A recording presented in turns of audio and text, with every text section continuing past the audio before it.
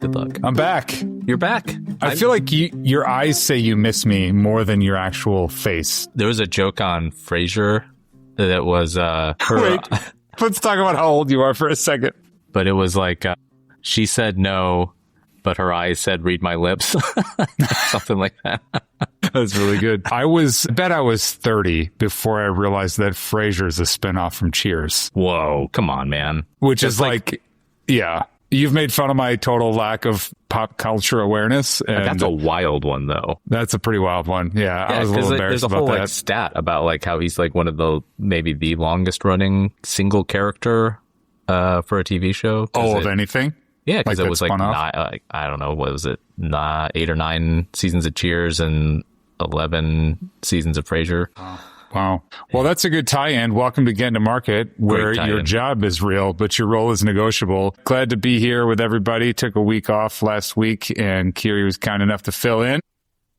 Yeah, she did a great job, John. I don't know if you listened to the episode, but... I did listen to the episode. I was like, boy, oh boy, picked the wrong person to ask to do this with me. Well, it's funny because that's what I was thinking. Today's topic, I'm pretty excited about. You sent about this, but 3 critical relationships. So as a PM or a PMM, there's one element that we talk a lot about just your basic functions of the job and things like that. But there's also who are the people that are around you and who are those critical relationships. So that's what we want to spend some time talking through today. We're going to oversimplify career advice. That's generally what we like to do.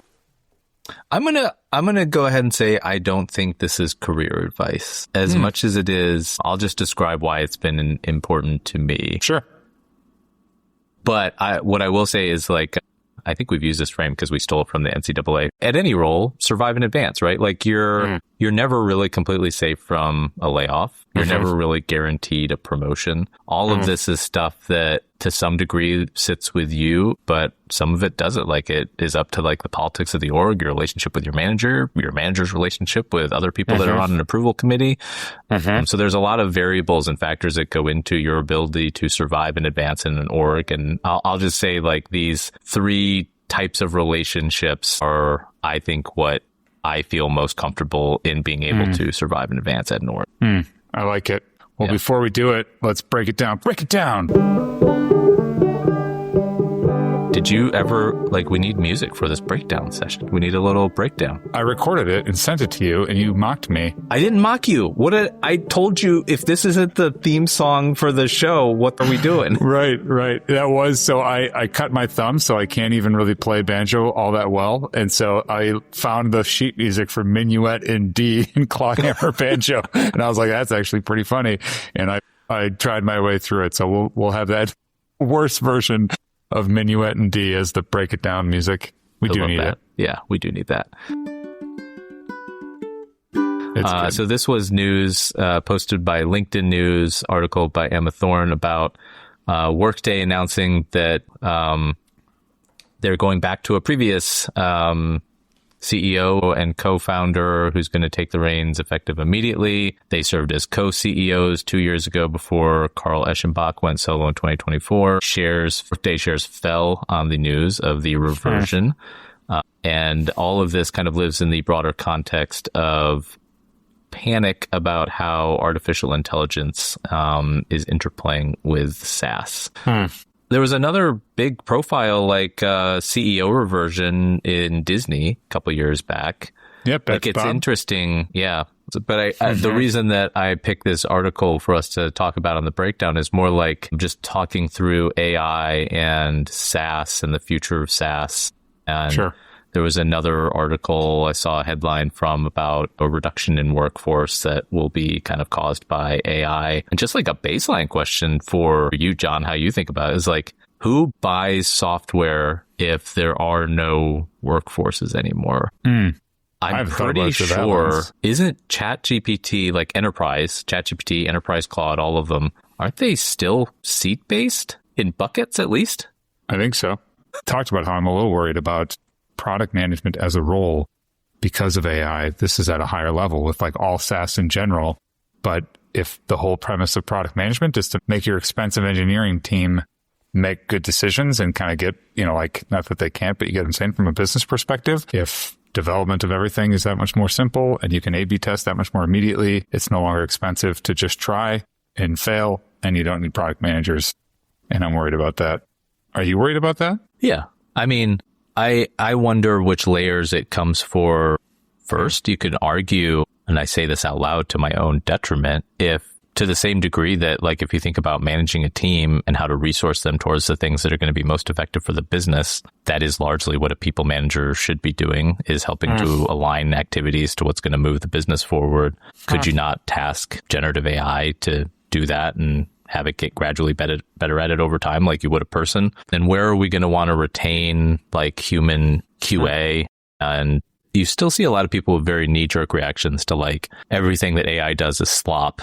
So the question is, to some, like, how we prioritize using it, I think, and how long it will take to get really good at some of the stuff that we wouldn't be using it for at first. Yeah.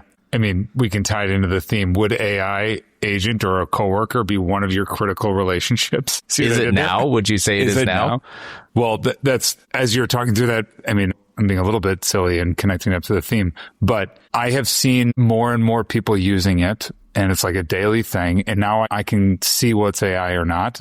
And what's interesting about it is, as we're talking out of one side of our mouths around how helpful it is and you can do all these agentic things, I'm hearing more publicly being like, oh, AI made that, so it's not that good. So imagine if you and I were coworkers and I was publicly 60% comfortable with you, but also talking about how great you are and what you could do all the time. Like, that's what we're kind of doing in personifying these agents, but also say it's not that good, but man, is Nate going to be so good? Nate's going to get better and better. We should keep using Nate just in case. Yeah. This sounds like you speaking from experience of having been this employee where you're not doing very well, but you're getting talked up. Yeah. And they pat me on the digital head. You're doing so great. Yeah. It's weird how often I've heard people just like dismiss terrible performance of an agent. You're like, it's going to be so good later. Okay. All right. Meat of the episode. What am I missing out if I don't have these three people in my sphere at work? And the first thing I would miss out on is getting better at my job. And for this, I feel like having a mentor is really important and critical. And there's some overlap. But for me, I want to get better at what I do. There's like a competitive element too, like where there's other people at my level and the competitive part of me just wants to be as good and then better than those folks and their respective roles. So that there's that competitive part. But there's also just the, like, if you're not getting better, can you be like having fun? Is it keeping you sharp in the way that you want to keep sharp? It is something that you're dedicating a lot of time to. Don't you want some of that to be challenging for you in a fun way? As much as work can be fun. But I do feel like it's tough to get better if you don't have someone who's showing you how. Like, can you really get to master level of whatever you're trying to do solo without any like third party help? It seems tough. Maybe. I mean, like, but probably not. Like, your average person quickly, right? Yeah. Definitely slower. And so to me, like, having a mentor, I think it's just, it's a really critical part to surviving at what you're trying to do. Wait, so what are the three roles that you need around you, the people that you need around you? Okay. So, three types for me. One's a mentor. The other is a confidant, and the other is an exec sponsor. And I'll say exec sponsor, use it flexibly. Like, it can just be someone that's above your level. That has influence with other people that play a role in your ability to get promoted and that sort of thing. It doesn't have to be like a C-suite or anything. Yeah. And in that way, the mentor is really like someone who's ahead of you, someone who's done it before that can lead you down the path. They can be at your org. They don't have to be at your org. Yeah. So do you have one now? Kind of. So this is where I'll say there's like overlap, which is if you have the exec sponsor, there are definitely ways where that person can serve as a mentor role. Like I had a conversation recently with someone in the C-suite, and before that meeting, I was just like, hey, how does this person like to get information? And what are the questions that they're going to ask? And my direct manager was able to give me feedback about how to navigate that conversation, basically. That's mentorship, right? Like, and that's stuff that you can take elsewhere, right? It's not just that one person. And it's also, it's a lesson for me too. And now I can help coach other folks that might be in similar positions too. So what's one of yours?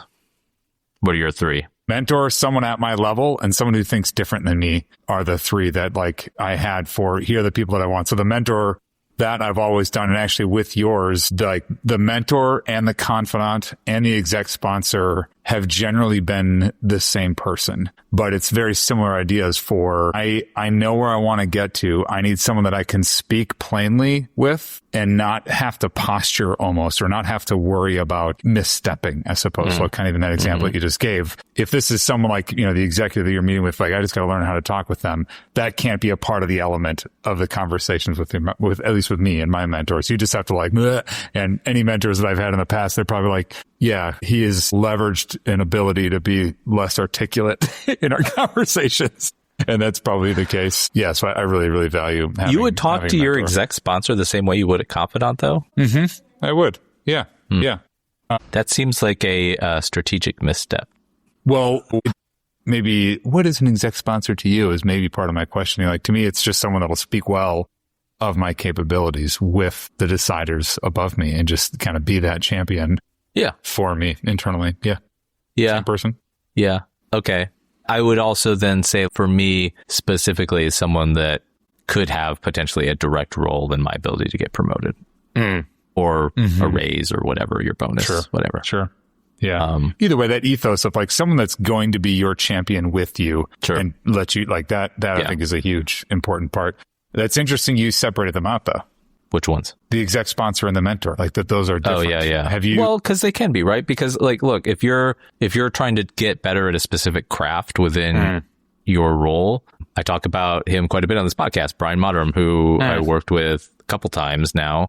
Like I'm a better writer because of working with Brian. Sure. Like he helped with some other like leadership type skills too, but for some of the really product marketing specific skills, he was a great mentor for that.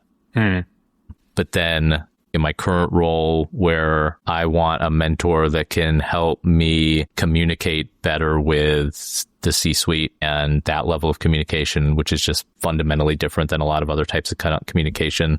And so like, I think it's okay to have like mentors that fit different niches within the skill sets you're trying to build. Do you seek it out explicitly? Like, I want to get someone who's better at things that I'm not good at. So I will say like probably the mentor less so. Confidant and exec sponsor, I do seek out. Well, you seek them out, but the skill sets are similar enough. Like you're just better at the things I'm trying to get better at. Do you seek out a different type? I guess, you know, I maybe I would define mentor as someone to me who is better at something that I am having to do and I'm learning from. Like, I don't even know if they always necessarily think of themselves as a mentor when I'm calling them a mentor. Yeah. I asked the new CEO if they'd be a mentor once, and he's like, no. Like, do you know how much time? And I was like, that's fair, but hey, you know, you gotta shoot your shot. And then he got me to a different one. That was really great. And he's like, this Randy guy wants to be my mentee. Yeah. Wait, what's your name? It's not Randy? Okay, who cares? It's right on the job. He's 4 levels away from me. Who is that guy? He wants an hour a week. That's so bold and so dumb at the same time. It's what a story. Yeah. I do like the confidant, that idea of just someone that you can talk with, and maybe some of what I put into the mentor, but this is a separate person. Like what types of stuff are you sharing with your confidant? What is more on that? You should be able to tell this confidant anything work related about you, how you feel, and get their perspective. That's like, okay. You're venting. Just like this you thing, can vent about an individual. You can ask questions that are really dumb about an initiative happening across the org. You can speak candidly about your compensation or, you know, what you think about whether or not the bonus pool is going to get funded. Like all of these types of conversations are fair game with this person, and they know it and you know it. And I could, over the past 10 plus years, I could tell you the names of the people that I would fit this role in each of my roles prior to this, because that is so important to have someone that can talk to you about these things that you can't talk to anybody else. And it's really important for you to be able to like vent about stuff. Like, there's no way if you're doing your job right that you're having a frictionless experience. Yeah. You know what I mean? Yeah. And like, if you're doing a good job, you can't be having a frictionless experience. And that friction has a cost. And that cost is like aspects of your mental health and your physical health. And like being able to like talk to someone candidly who can empathize because they are in that same boat with you. What's more important? Like, I am like drowning when I don't have this person when I'm first starting at an org, and I'm like, can you believe that this just happened? I don't have anybody to say that to. Right. I've joked, I don't want to be the subject of one of my coworkers' stories to their partner. You know, like, cause if you don't have a confidant at work, then you're dumping on your partner because you have to let all of that out anyways. And so I'm like, I don't want to be the subject of any of those stories where like there's some random person that's going to meet me and be like, oh, you're the guy that Nate, you know, unloaded to me about because you were being a jerk. And just like try not to be that. But there's an element of that. It's like everyone's got to have somebody to vent to. And a lot of times that's partners or, you know, a close friend or that sort of thing. But having that in the workplace, there's an empathy that it's really critical. And the other thing too is they're a person you can bounce stuff off of and know that even if it's really terrible, that they'll give you good feedback on it to make it better. It's a critical part for me of being able to do my job effectively. Like I really value the ability to ask, like, am I crazy or is blank? Yeah. And having that sanity check with someone else who you feel is also your level of sanity, invaluable. Like you can't replace that. And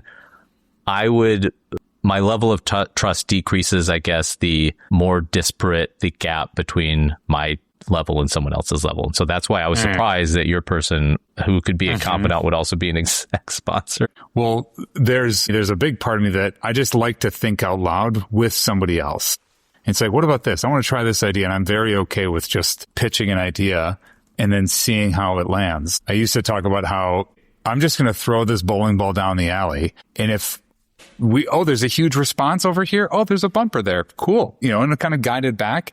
And so we're some like, I'm going to wait until I just kind of really know what to do. And then I'll go. I'm just going to go. So a confidant could be some of that. Sometimes that has been my boss, my exec sponsor in that way. Like previous leaders, I was just like, I'm just thinking through this. What do you think? And so then they will do that together, whether or not they see that as creative problem solving or an annoyance. No one's ever told me, but it could be one of those. But there's an element of that confidant that you're talking about that I'll try with someone at my level or just kind of in my sphere to say like, hey, let's just kind of think through this idea.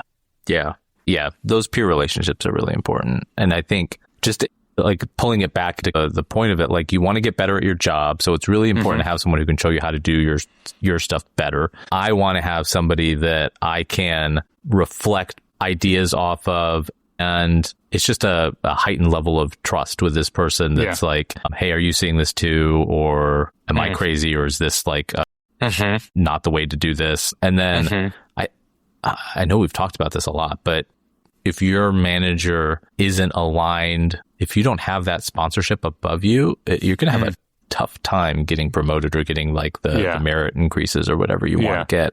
Yeah. And so there's some element of these just being kind of, to me, like factually the relationships you need to have to be successful and just survive. How close have you gotten with HR in your time, in your career? Well, I had 2 honorable mentions for these roles. So HR business partner was going to be one of my honorable mentions. And one, if you are a people manager, being in a good relationship with your HR BP makes your life a whole lot easier. Absolutely. If you feel like you have a good trust relationship with that person, makes your life easier. If they are someone who you can ideate with about your org structure and how folks are comped and what you can and can't do and what your options are with specific people. And if they can help you broaden your perspective on your options and give you strategic advice on like what makes the most sense timeline wise, like everything about being people managers easier and everything. And it's just, and they give you a different framework and point of view than you have in your normal day-to-day as a product marketing person. So having that alignment with an HRBP, like priceless. Huge. Yeah. One of my closest friends is an HRBP and was my business partner and was then a confidant. And so it was more than I've got this grumbly employee or whatever, how to help. It was like everything about how I'm building my teams and what stuff we were doing. And they became a huge asset. Not that they sold me on the value of HR business partners, but it was very real. And I have that now as well. I actually asked my HR business partner to go chat with my team, current team. And I said, hey, I just want to see how everybody's doing. They won't tell me, honestly. They might tell you. And my business partner said, anytime HR calls, people freak out. Yeah. And which is fair. Yep. And so then we just had this kind of funny, how do we start the conversation to say HR is actually here to help?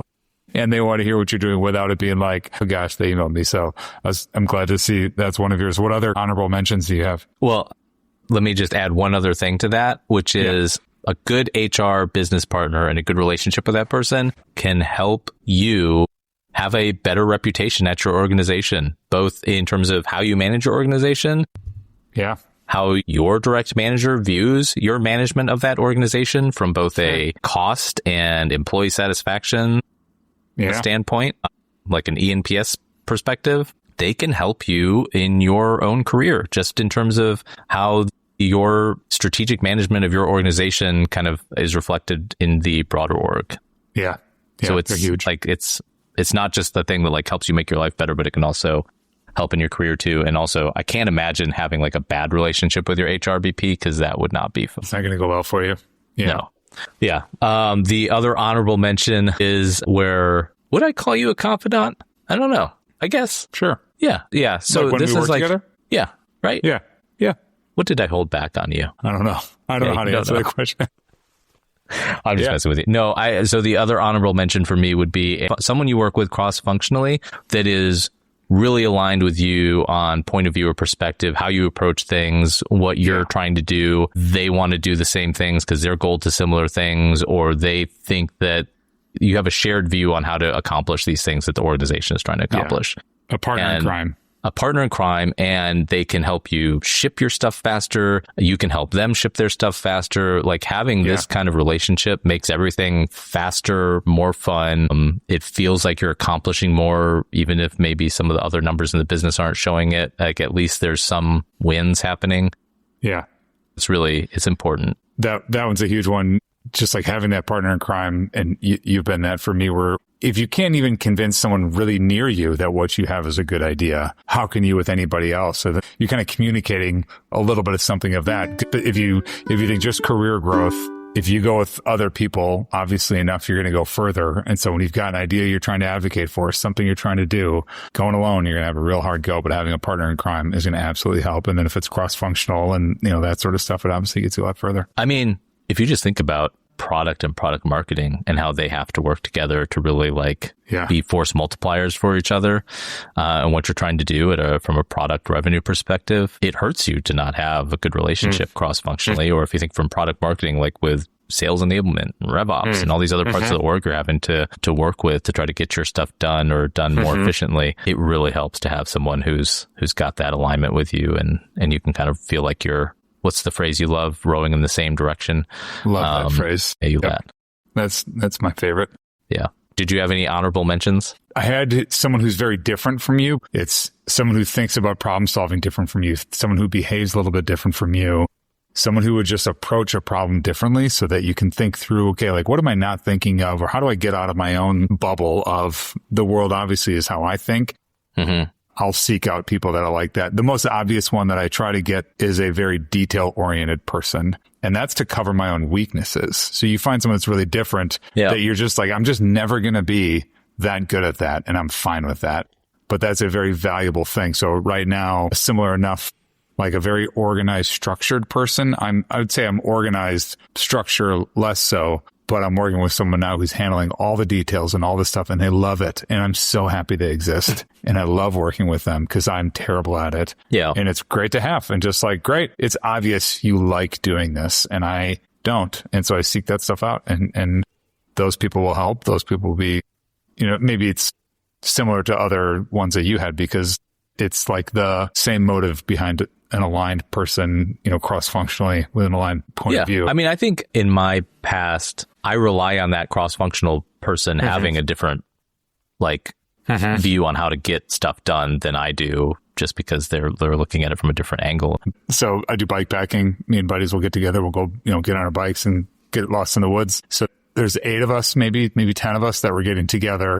So we had multiple vehicles, and 3 friends of mine that I hadn't seen in a while. We got together in one car. We started driving. We got an hour down the road, and then I said, "Hey, where are we going?" And I said, "I don't know." And we said, "They go, what city are we driving to?" And he's like, "I don't know." And so then we're like, "Well, I hope we don't lose the lead car," because we realized that months of planning, we'd all figured out what was going to go on. We paid attention to none of the details, and we had to find, who's got the document that had the thing? Like, we knew nothing. And so I thought, that's the people that I got to have around me that are, who's the one that's going to be paying attention to this? And they'll obviously not. And then it's just funny that we all landed ourselves in the same vehicle. We didn't get lost, and we obviously survived. Yeah. That feels like how it's like to work with you sometimes. You're welcome. Kind of funny. Yep. You're that person.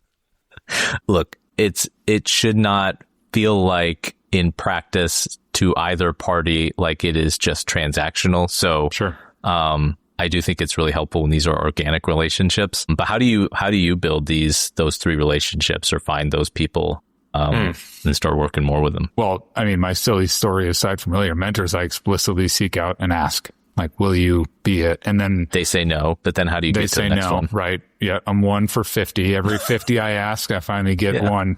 The last one that I had, probably one of the most beneficial mentorships I've had. It was probably 9 months long. And I could talk about anything. I did talk about anything. It was really, really helpful. And it felt very transactional. And it was a little bit of like, that was the setup. That was the whole premise. And so it wasn't awkward in that way, but I treated it with a lot of respect. And like, I would send what I wanted to talk about 2 days ahead of time. And then I would get there and talk about that stuff. I mean, we were relatively tight, but it wasn't stiff. It was really good, just conversational, but just like, hey, if I'm getting this person's time for free to help me get better and teach me a thing I don't know, I'm going to treat it like that and be really kind about that. And I just saw it. The others, I try to be more organic, I guess, and see where they develop. Have you asked explicitly? Have you made a pin? You give people pins, a patch? Guess what? You're my exec sponsor. No, it's very informal. And I think the 2 hardest ones are probably confidant and exec sponsor. Like you have to really, one, for exec sponsor, you got to build trust, like so that they care about you in any way, shape, or form. Yeah. Which means you've delivered stuff that's been meaningful to them. So I think that's a tough one because that takes time. Yeah. And especially depending on your level and role, it takes time for maybe them to even have exposure to the stuff that you're doing, depending on the level that you're at. Right. And the confidant one, you really have to feel out how much you can trust someone to be able to say like, hey, is this a crazy way to do this? Or should we just kind of do this the way that would actually work? Yeah. It takes some feeling out, I feel like, to know whether or not you can have that type of relationship with someone. And there are people that like you really shouldn't try to have that relationship with. Like, yeah, I would argue you shouldn't have that relationship with your direct manager. Yeah. It's detrimental to you to try to have that relationship with your direct manager or your reports. Like I wouldn't try to have that. Definitely your reports. Relationship with your directs either. That's not fun for them. So yeah. I talked to a leader once who moved across the world with a whole group of people. They're going to go start a whole kind of branch or whatever. So they all moved and he was the leader of all that. And he said it was the most lonely he's ever been because he not only left everything he knew, but he couldn't be, any direct relationship couldn't be the reports. So it was terrible. That's I tough. thought it was really interesting.